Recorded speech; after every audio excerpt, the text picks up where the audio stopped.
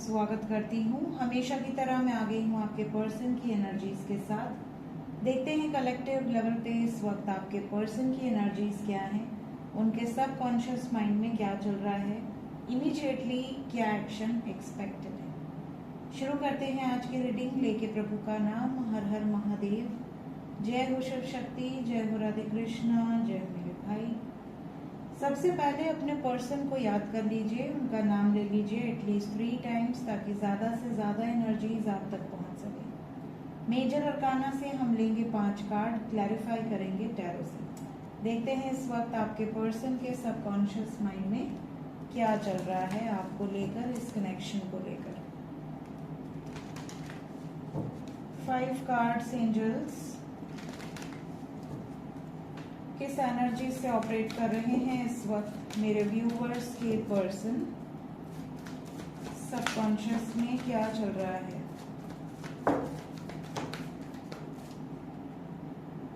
Manifesting transformation, they are manifesting change. कहीं ना कहीं एक बड़ा चेंज आपके पर्सन चाहते हैं अपनी प्रेजेंट सिचुएशन में।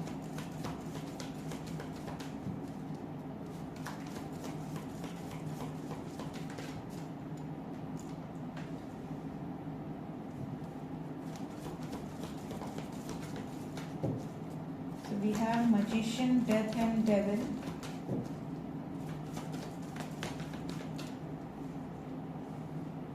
Hangman.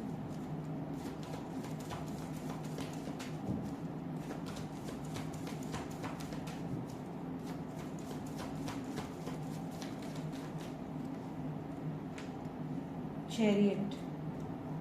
Bottom of the deck से हमारे पास है जजमेंट। साइन की बात की जाए तो कर्क राशि, मीन राशि, मकर राशि, वृश्चिक राशि और तुला राशि यहाँ बहुत स्ट्रांग है। इंग्लिश में Libra, Scorpio, Capricorn, Pisces and cancer आपके पार्टनर का सन साइन, मून साइन या असेंडेंट हो सकता है। एनर्जी की बात करें तो एनर्जी हेवी है, वार्निंग एनर्जी है। आज के दिन आपके पर्सन एक चेंज को मैनिफेस्ट कर रहे हैं। इस चेंज के लिए जिद है, फ्रस्ट्रेशन है। इस चेंज को लाने के लिए एक पागलपन है, एक दीवानगी है।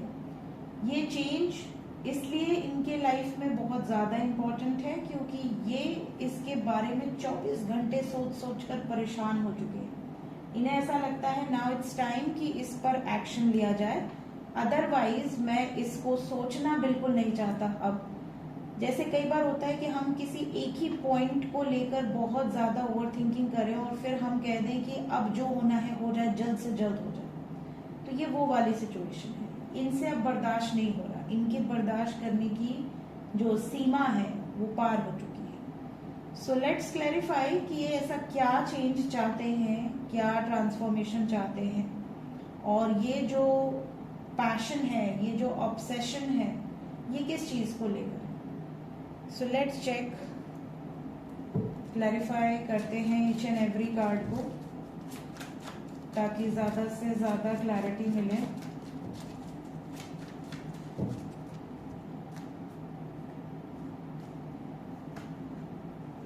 क्लैरिफाई करें एंजल। सबसे पहले magician,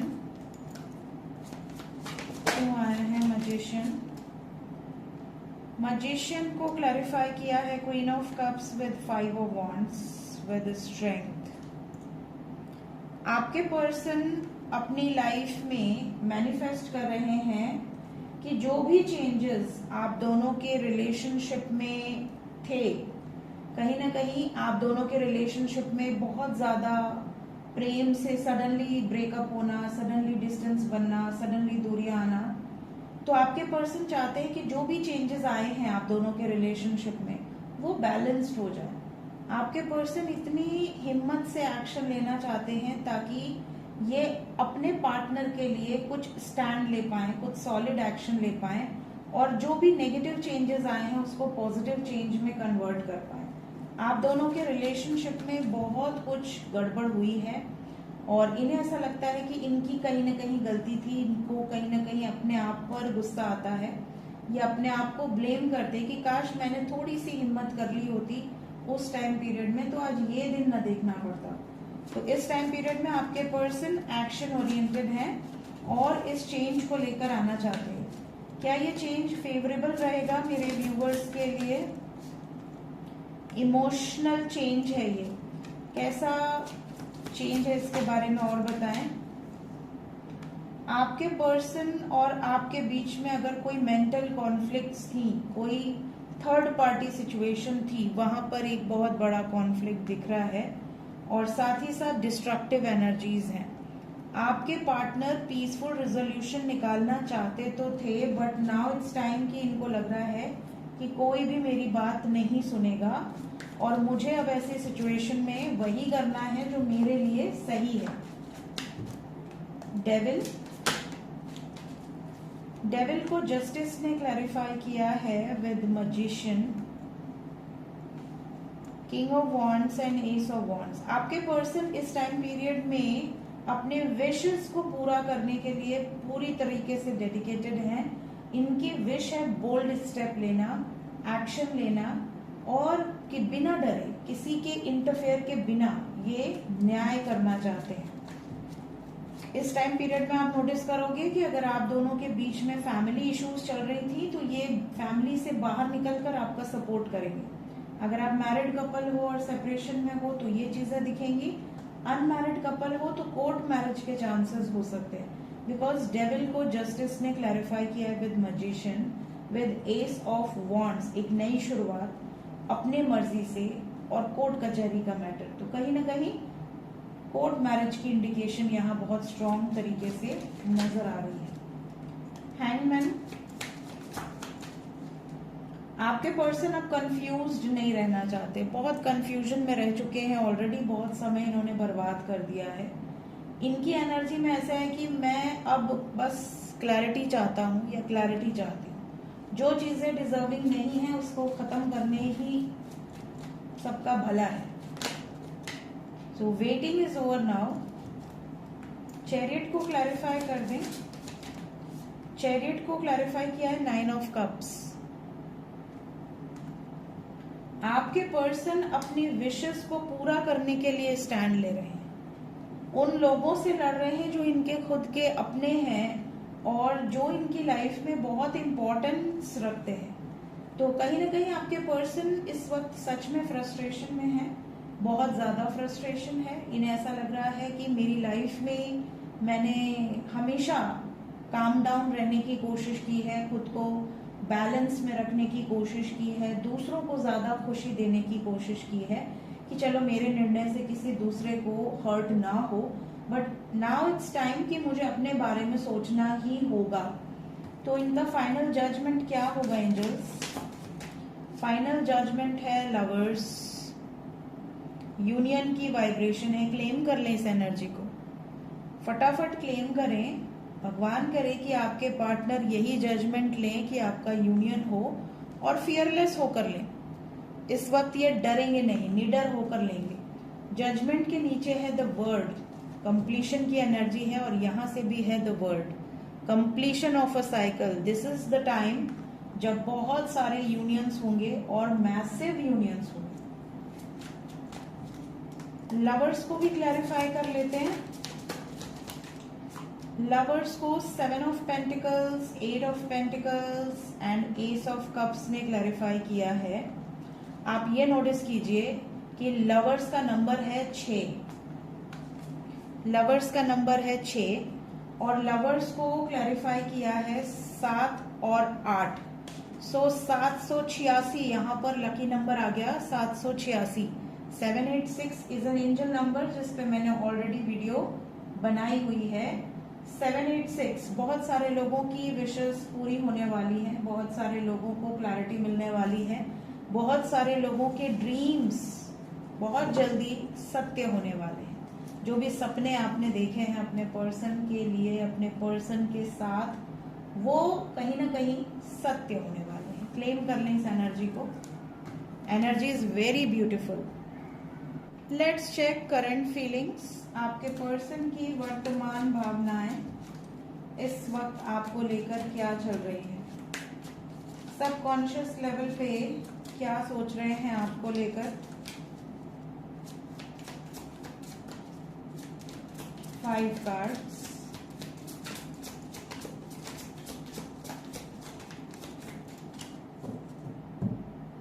bottom of the deck है सोल टाई। सो कहीं ना कहीं आप दोनों का कनेक्शन बहुत सॉलिड है एक दूसरे के साथ, और इन्हें ये फील हो रहा है कि आपके साथ एक कनेक्शन तो है। और ये जो कनेक्शन है, ये कहते हैं ना कि past lifes, soulmates, twin flames, इस पर सबको भरोसा नहीं होता। कुछ लोग ऐसे होते हैं जिन्हें तो रत्ती भर भी भरोसा नहीं होता। उन्हें लगता है ऐसा हवा हवाई है, ऐसी कोई बात नहीं होती, ऐसा कोई सिचुएशन नहीं होता, ऐसी कोई जर्नी नहीं होती। फिर जब उनको कुछ प्रूफ दिखाए जाते हैं कि देखो ऐसी सिचुएशन है, ये गाइडेंस है, ये प्रूफ है, तो फिर उनको विश्वास होना शुरू होता है कि हाँ ये तो सच में है। काफी लोग ऐसे हैं मेरे व्यूवर्स में से जिन्होंने अपने पार्टनर को कई बार ये जताने की कोशिश की है कि तुम मेरे सोलमेट हो, या तुम मेरे ट्विन फ्लेम हो, या हम दोनों का जो 7 जन्मों का साथ है, और मुझे तुम्हारे विजन्स आते हैं, या मैंने तुम्हें पास्ट लाइफ्स में इस तरीके से पाया या खोया। तो जो भी आप उनसे शेयर करते थे पहले, उनको ऐसा लगता था कि यार जाके किसी डॉक्टर को दिखा, तो पागल वागल तो नहीं हो गया या हो गई है। अब इनको ऐसा लगता है जब इन्होंने आपका दिल तोड़ा, आपसे दूर हुए, आपको हमेशा बहुत लाइटली लिया, आपको कभी सीरियसली नहीं लिया, आपको हमेशा अपने एक बार पाने के बाद इन्हें ऐसा लगा कि यार कोई नीड नहीं है, इट्स ओके, मैं रह सकता हूँ, क्योंकि आपने इनको बहुत एनर्जी दे दी ना, आपने अपना जी जान लगा दिया इस रिश्ते में। तो कहीं ना कहीं इंसान का जो ह्यूमन नेचर है, ह्यूमंस जो होते हैं, उनसे ज्यादा इज्जत बचती नहीं है। ज्यादा अगर आप किसी को प्रेम कर दो, ज्यादा आप किसी को डेडिकेटेड हो जाओ, ज्यादा किसी के लिए कर दो, तो वो आपको वैल्यू नहीं करता।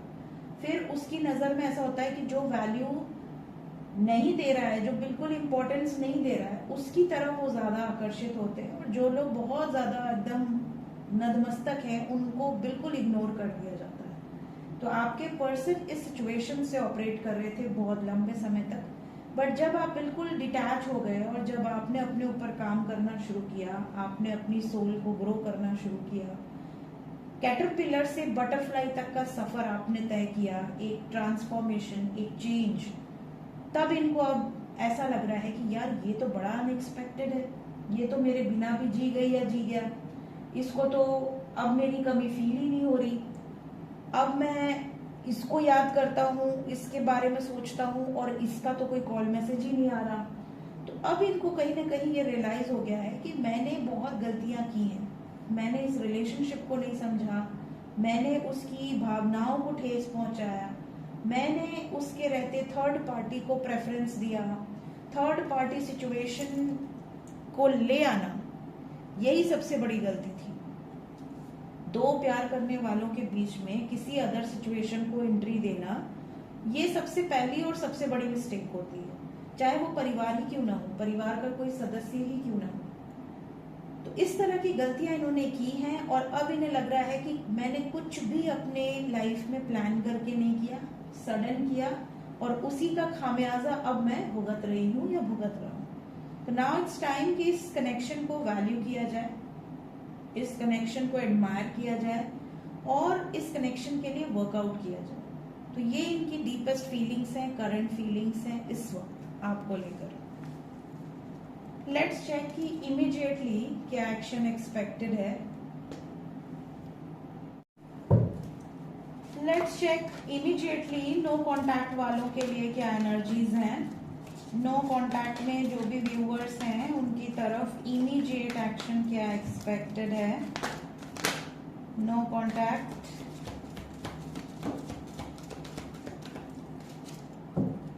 नो कॉन्टैक्ट वालों के लिए सबसे पहली चीज जो निकल कर आई है वो है इमोशनल विड्रॉवल नंबर 8।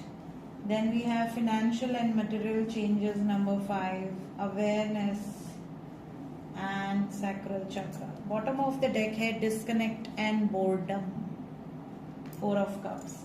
देखिए यहाँ पर ऐसा लग रहा है जैसे जितने भी लोग नो कांटेक्ट में हैं, आपके पर्सन आपसे दूर तो हो गए हैं, बट कहीं ना कहीं इनको लाइफ में आपसे दूर होने के बाद बहुत ज्यादा ट्रिगर्स मिल रहे हैं। एक तो इनको, अगर इन्होंने किसी और के चक्कर में आपको पीछे छोड़ा है तो उनको उनसे धोखा मिल रहा है।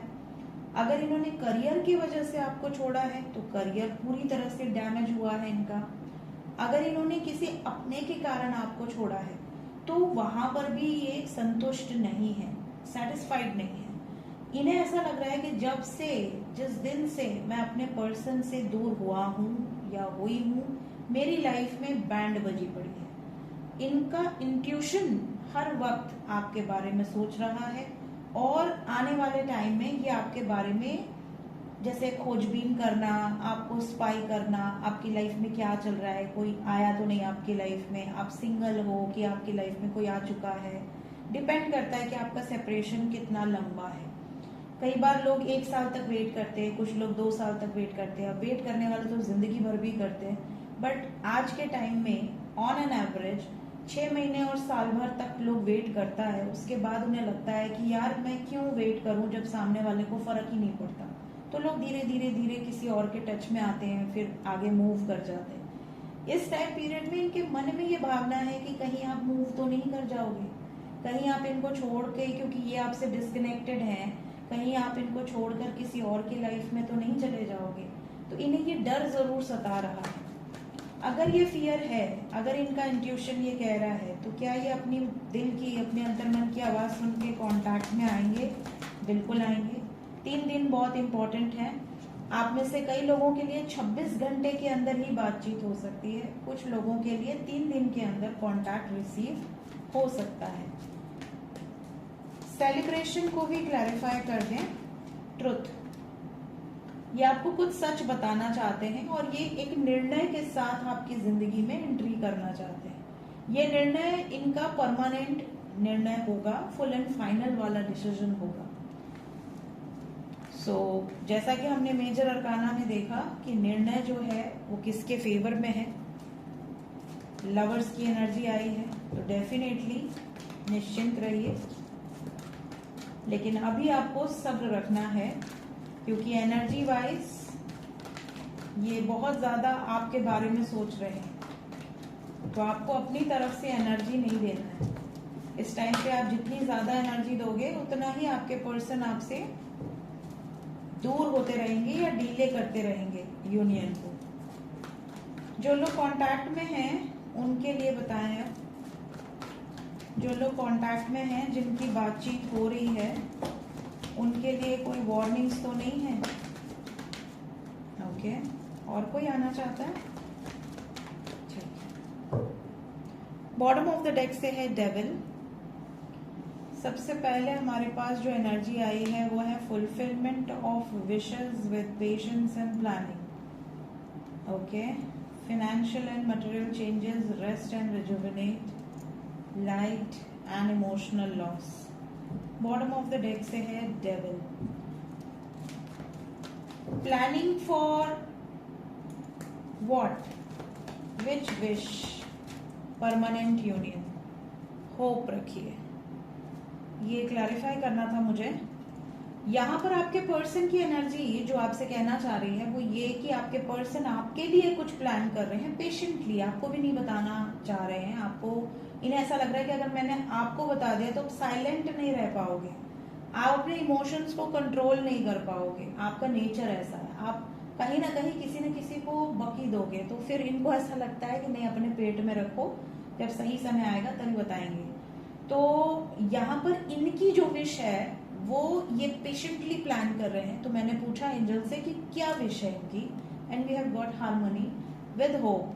कहीं ना कहीं आपके पर्सन की विश है कि ये परमानेंट इस रिलेशनशिप में आए, आपको एक सॉलिड कमिटमेंट दें, आपका परमानेंट यूनियन हो, ये इनकी विश है। तो इस विश में इतना उदासी क्यों है? यूनियन में कॉन्फ्लिक्ट्स हैं, यूनियन में कॉन्फ्लिक्ट्स हैं। कौन क्रिएट कर रहा है इतना? कौन खलियार बैठा है कॉन्फ्लिक्ट क्रिएट करने के लिए? Traditions, culture, hierophant, solar plexus. Solar plexus blockage होता है तो रिलेशनशिप में प्रॉब्लम्स आती हैं। स्पेशली सूर्य की एनर्जी है। सूर्य रिप्रेजेंट करता है लीनिएज को। हमारे खानदान में किसी ने ऐसा नहीं किया। हमारे यहाँ रीति रिवाज का बहुत महत्व है। हमारे कास्ट, हमारे कल्चर, हमारे ट्रेडिशन से ही विवाह होगा। ये होती है सूर्य की एनर्जी। तो ये यहाँ पर सबसे बड़ा कॉन्फ्लिक्ट क्रिएट कर रहा है। तो अगर आप दोनों में एज डिफरेंस है, अगर आप में से किसी एक का कोई पास्ट है, अगर आप दोनों में रिलीजियस डिफरेंस है, कास्ट डिफरेंस है, स्टैंडर्ड डिफरेंस है, तो ये सब इसमें आ गया। तो ये रीजन है जिसकी वजह से परमानेंट यूनियन नहीं हो पा रहा है और इसीलिए आपके पर्सन पेशेंटली वेट कर रहे हैं अपनी इच्छा को पूर्ण करने का। सूर्य की एनर्जी यहां से भी आई है तो कहीं ना कहीं इस कारण से इमोशनल लॉस है। समझ रहे हैं? तो अभी आपको कुछ नहीं करना है, बस इतनी ही वार्निंग है कि आपके पर्सन एक्शन लेंगे बट आपको पेशेंस रखना है और कोई यहाँ पर वार्निंग नहीं है। देखते हैं इस वक्त एंजल्स आपसे क्या कहना चाहते हैं। एंजल्स की गाइडेंस क्या है मेरे व्यूवर्स के लिए।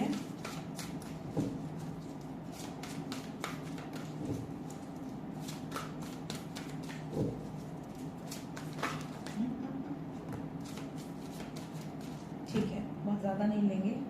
Wishing on a star. कितने लोग ऐसे हैं जो बातें करते हैं तारों से, चंद्रमा से, सूर्य से, पशुओं से, पक्षियों से? हाथ उठाओ जितने भी लोग बातें करते हो। और कितने लोगों को रिस्पॉन्स मिलता है? कभी आपने ऐसा किया कि चंद्रमा से आपने बात की और चंदा मामा ने पलक झपका दी हो? कई बार मुझे उसमें स्माइल ही दिखता है। ऐसा लगता है जैसे चंद्रमा का 2 आईज है, एक सुंदर सा लिप्स है। और जब आधी रात के टाइम, ऐसे नहीं भीड़ भाड़ में नहीं, लेकिन जब आधी रात के टाइम आप शांति से अपने टेरेस पे बैठते हो और आप चंद्रा मामा से बातें करते हो। इस समय तो हम टेरेस पे भी नहीं जा पा रहे हैं क्योंकि शाम से ही पूरा ऐसा लगता है पूरा बादल ही हमारे टेरेस पे आ गया है। इतना घना कोहरा होता है। लेकिन जब हम गर्मियों में या एवरेज जब मौसम रहता है तब जब हम टेरेस पे जाके बैठते हैं तो कई बार हम नोटिस करते हैं, अगर मैंने उनसे बोला, कुछ भी बोला, क्योंकि मैं तो कुछ भी बोलती रहती हूँ, मेरी अपनी पर्सनली कोई इच्छा होती ही नहीं कि मेरे को ये चाहिए, मेरे लिए कर दो, मैं कभी नहीं बोलती। वो स्वयं ही कर देते हैं। ऐसा लगता है वो ढूंढते रहते हैं, जैसे माँ बाप ढूंढते हैं ना कि बच्चे को किस चीज की कमी है, तो वो ढूंढते हैं और वो चीज अपने। हाँ, मैं ये जरूर कहती हूँ कि आज क्या भोग लगा है आपको। तो कई बार मैं भगवान लोगों के भोग को बड़े ध्यान से देखती हूँ, क्या क्या भोग लगा हुआ है, और उसमें से मैं अपनी फेवरेट मिठाई मांगती हूँ कि मम्मी आप अकेले अकेले खा रहे हो यार, मेरे को ये वाली मिठाई भिजवा दो। और कहीं ना कहीं से वो आ जाती है, कोई ना कोई उसको लेके आता ही आता है। और वो भी तब आता है जब मैं पूजा कर रही होती हूँ। पूजा के समय अगर आपके घर में कोई मिठाई लेकर आए तो वो भगवान स्वयं होते हैं। तो उनके तो सबसे पहले, वो आपसे छोटे हो बड़े हो, आपको उनके चरण स्पर्श करने चाहिए। उनको एक तरह से भगवान ने ही आपके लिए भेजा है, तो ईश्वर के दूत होते हैं। इस तरह के साइंस कितने लोगों को मिलते हैं। कई बार ऐसा हो कि आपने आसमान में देखा, आपने किसी बर्ड से बोला कि आ जाओ थोड़े टाइम के लिए मेरे पास, अगर समय हो तो, और वो वहीं रुक जाए, वो आपसे बातें करने लगे। कैसा लगता है आपको?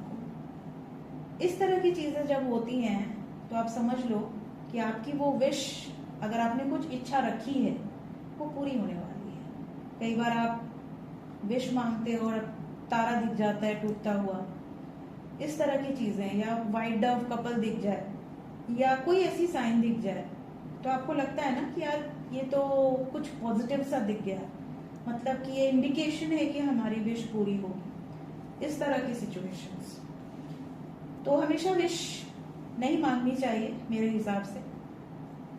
पॉजिटिव अफर्मेशन जरूर करने चाहिए। आप प्रेजेंट टेंस में सोच सकते हैं। सबसे बढ़िया होता है मैनिफेस्ट करने के लिए विजुअलाइजेशन टेक्निक। जब आप विजुअलाइज करते किसी चीज को एक पिक्चर की तरह, तो वो चीजें रोज रोज करने से वो चीजें रियलिटी में कन्वर्ट हो जाती है। वही एग्जैक्ट सिचुएशन आपकी लाइफ में रियलिटी में कन्वर्ट हो जाएगी, एक दिन जरूर होगी। और फिर आप आकर जरूर बताइएगा कि किसकी विजुअलाइजेशन एकदम डिक्टो आपके सामने सच हुई है। नेक्स्ट है ड्रीम कम ट्रू। ये मैंने आपको ऑलरेडी बता दिया।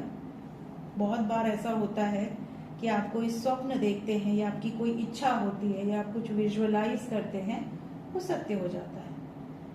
Then we have spiritual practice. क्या है स्पिरिचुअल प्रैक्टिस आपके हिसाब से? कमेंट सेक्शन में बताइएगा। स्पिरिचुअल प्रैक्टिस, कई लोगों को लगता है कि हम सुबह उठे, हमने सूर्य देव को जल अर्पित किया, आदित्य हृदय स्तोत्रम का पाठ किया और उसके बाद अंदर आए मंदिर में बैठकर भजन किया, जाप किया, ठीक है, फिर अपने ऑफिस गए, अपना डेली रूटीन फॉलो किए। ये स्पिरिचुअल प्रैक्टिस है, बिल्कुल है, ये भी स्पिरिचुअल प्रैक्टिस है। लेकिन ये एक रिचुअल है जो आप कर रहे हो। इसमें क्या है कि आप एक परफॉर्म कर रहे हो। कई लोग ऐसे होते हैं जो स्तोत्रम का पाठ कर रहे होते हैं बट वो कनेक्टेड नहीं होते हैं। उन्हें लगता है कि मुझे ये पाठ करना है इसलिए कर रहे हैं, ठीक है, मुझे ये पूरा करना है क्योंकि किसी पंडित जी ने बोल दिया या किसी ने कह दिया।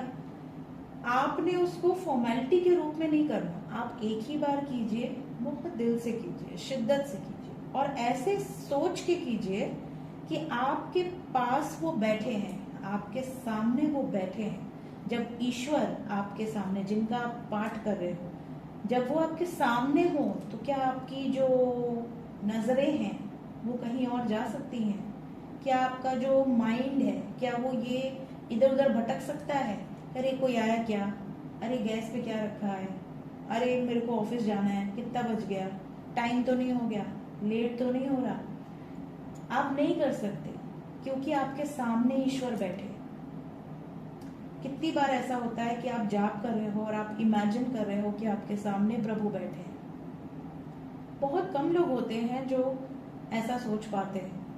वो बस बुक खोले, प्रणाम किए, उन्होंने अपना पूरा जाप किया या पाठ किया और फिर वो बुक को रखे, प्रणाम किए, उठ गए। उन्होंने एक बार इमेजिन भी नहीं किया कि वो शायद मेरे सामने बैठे हों। तो जब भी आप पाठ कीजिए, आप पहले प्रभु को आवाहन कीजिए और इमेजिन कीजिए कि वो आपके सामने बैठे हैं। जब वो आपके सामने बैठेंगे तो आपका माइंड कहीं इधर उधर जा ही नहीं सकता। लोग कहते हैं कि ब्रीदिंग एक्सरसाइज करो, इनहेल करो, एक्सहेल करो ताकि आप कंसंट्रेट कर सको। मैं कहती हूँ कि आप उस व्यक्ति को इमेजिन कर लो ना कि वो आपके सामने खड़े हैं, बैठे हैं, खूबसूरत से मुस्कुराते हुए, जिनको आप अपना इष्ट मानते हो। तो फिर आप कंसंट्रेट तुरंत कर लोगे क्योंकि आपकी नजर हटेगी ही नहीं। आप अपनी आंखों को बंद करके इमेजिन कर सकते हो। अगर आप लड्डू गोपाल को पूछते हो तो उनका खूबसूरत सा चेहरा, नटखट सा उनका जो पूरा लुक है, आप उसको इमेजिन करो ना। फिर आप कैसे, आपका ध्यान भटक ही नहीं सकता। और जब आप उनको सामने रख के, उनको सामने बिठा के, जब आप उनके सामने पाठ करते हो ये इमेजिन करके कि वो मेरे सामने बैठे हैं, तो वो एक बार में ही असर करेगा। और ऐसा असर करेगा जो आप 108 बार भी कर लो बिना उनको इमेजिन किए तो शायद वो उतना असर ना दिखाए। लेकिन जब आप उनको अपने सामने इमेजिन करते हो कि हाँ वो मेरे सामने ही है, मैं उनके चरण स्पर्श कर रही हूँ या कर रहा हूँ, तो आपकी भावना वहां तक पहुंच जाती है। तब जाकर आपकी ये स्पिरिचुअल प्रैक्टिस सफल होती है। इसी तरह स्पिरिचुअल प्रैक्टिस में चाहे आप मेडिटेशन कर रहे हो, चाहे आप जाप कर रहे हो, चाहे आप कुछ नहीं कर रहे हो, आप सिर्फ दिल से अच्छे कार्य कर रहे हो, आपको ऐसा लगता है कर्म ही पूजा है, तो आप अपना कर्म अच्छे से कर रहे हो, कोई गलत काम नहीं कर रहे हो, अपने कारण किसी की आंखों में आंसू नहीं आने दे रहे हो, तो ये भी एक पूजा है, ये भी एक स्पिरिचुअल प्रैक्टिस है। सबसे बड़ी स्पिरिचुअल प्रैक्टिस है जब आप नेचर के लिए करते हो, जब आप पशु पक्षियों के लिए कार्य करते हो, जब आप किसी नीडी के लिए खड़े होते हो, असत्य नहीं बोलते हो, हमेशा सत्य का साथ देते हो, चाहे सामने आपका कितना भी नुकसान हो रहा हो। तो ये भी एक स्पिरिचुअल प्रैक्टिस है ना। आध्यात्म सिर्फ कहने की बात नहीं है, आपके जीवन में उसको उतारना पड़ता है। आप भले आप गृहस्थ हो, भले आपके ऊपर 75 तरीके की जिम्मेदारियां हो, लेकिन फिर भी वो आपके रग रग में, आपके खून में वो बस जाता है। फिर आप एक बार आध्यात्मिक रास्ते पे चल गए तो फिर आप चाहकर भी लालची नहीं बन सकते, आप डिजायर में किसी का बुरा नहीं कर सकते, आपसे होगा ही नहीं, आप चाहोगे भी नहीं। आपको ऐसा लगेगा यार ले यार, संसारिक चीजें हैं, ले, जो मेरा है वो मेरा है, कोई नहीं ले सकता। ये विश्वास आपका अडिग हो जाता है। Then we have blessing in disguise. बहुत सारे लोग ऐसे हैं जो बहुत जल्दी जज कर लेते हैं। कुछ गड़बड़ हुआ, अरे प्रभु आपने ऐसा कर दिया, अरे हमारा तो भगवान से विश्वास उठ गया। भगवान क्या करें, भगवान थोड़ी ना हमारे कर्म का हिसाब लेकर बैठे हैं। जो हमने कर्म किया है वो हमें फेस करना है, सिंपल सी बात है। इसमें भगवान या कोई भी कुछ भी नहीं कर सकता। आप कितने ही बड़े भगवान के भक्त क्यों ना हो जाएं, लेकिन भगवान आपको क्लींज आउट करेंगे, आपकी सोल को प्योरीफाई करेंगे, क्योंकि ये पनिशमेंट लोग हैं। आपने जो कर्म किए उसका पनिशमेंट पाने के लिए, उनके कर्मों को हील करने के लिए आप इस धरती पर आते हो। तो भगवान से आप रिक्वेस्ट करके आप डिस्काउंट नहीं ले सकते।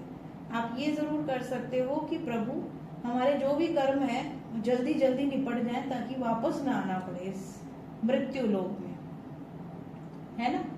इतनी मदद आप जरूर भगवान से ले सकते हो। ये भी मदद ले सकते हो कि आप सही मार्ग पे चले, आपका मार्ग कभी आप भटके नहीं। चाहे कितनी भी मोह माया आपको घेरने का प्रयास करे, लेकिन आप भटके नहीं। ये भी आप भगवान से इच्छा रख सकते। इसके अलावा और कोई इच्छा नहीं रखनी चाहिए।